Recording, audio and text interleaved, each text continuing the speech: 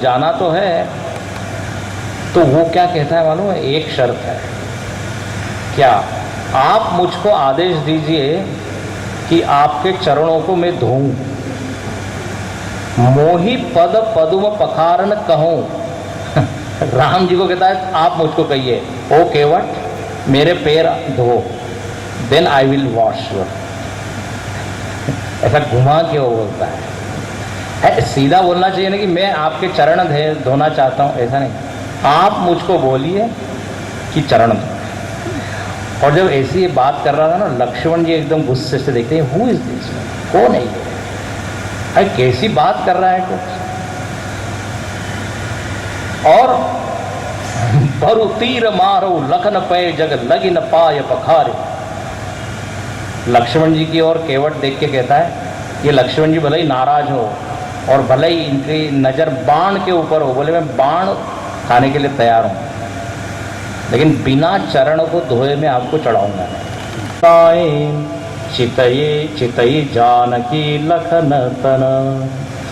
जब केवट के ऐसे अटपटे प्रेम में लपटे हुए जब ये वचन सुने तो भगवान जोर से हंसे। और वास्तव में केवट यही चाहता था, क्योंकि भगवान दुखी होके निकले थे ना वहां से, अयोध्या से, तो भगवान का मूड ठीक हो जाए, इसलिए वो ऐसी बातें की। और वो कहने लगा कि अब आपके चरणों को मैं धोऊंगा, तुम्हारी नाव नष्ट न हो जाए। तुम कह रहे हो ना ये धूल का कण स्पर्श हो जाएगा, तो साफ कर लो चलो। वास्तव में पाद पूजा वो करना चाहता है, करने लगा। और तब क्या हुआ? अति आनंद उमगी अनुरागा, चरण सरोज पखारन लागा, बरसहि सुमन सुर सकल सिहाई, यही सम पुण्य पुंज को नाही। ऊपर से पुष्प वृष्टि हो गई। बोले इसके जैसा पुण्यशाली कोई है ही नहीं कि जो भगवान उसके घर में आए, घर में तो उसके जगह आए और ये अवसर दिया। बोले अपना और अपने सहित 7 पीढ़ियों का उद्धार कर। और जब उसका मन भर गया पूरी तरह से, फिर उसने कहा हाँ भगवान अब आइए। अब देने के लिए उनके पास कुछ भी नहीं है। राम जी तो क्या तपस्वी के रूप में आए हैं, तो उन्होंने सीता जी की ओर थोड़ा सा इशारा किया और उनके अंगूठी थी, तो वो अंगूठी सीता जी समझ गई कि क्या चाह रहे हैं भगवान। देखो कैसा ट्यूनिंग है। वो निकालने लगी, पियही की सी जान निहारी, मनि मुदरी मन मुदित उतारी। वो देने लगी। केवट कहता है कि मुझको अब ये क्या जरूरत, आज मुझको क्या नहीं मिला। जीवन भर मैं मजदूरी करता रहा और मुझको उसका फल जो है वो पैसे के रूप में मिलता रहा, लेकिन असली फल जीवन का आज मिला है।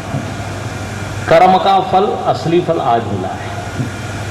और मेरा मन भर गया है। मिटे दोष दुख दारिद दावा, बहुत काल मैं कीनी मजूरी।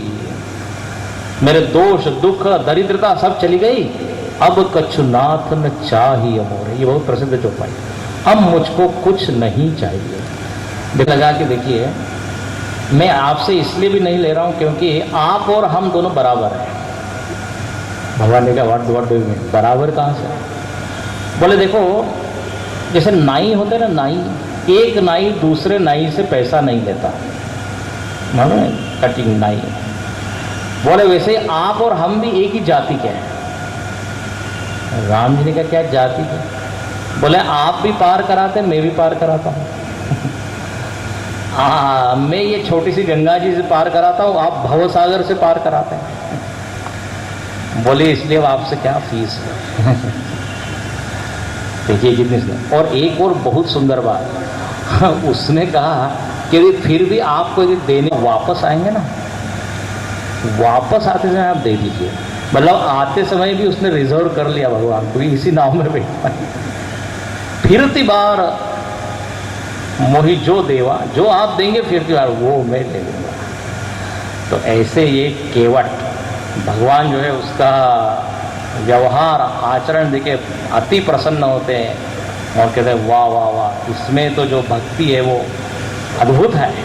माता गंगा पार प्रभु के वट की नाव चढ़े।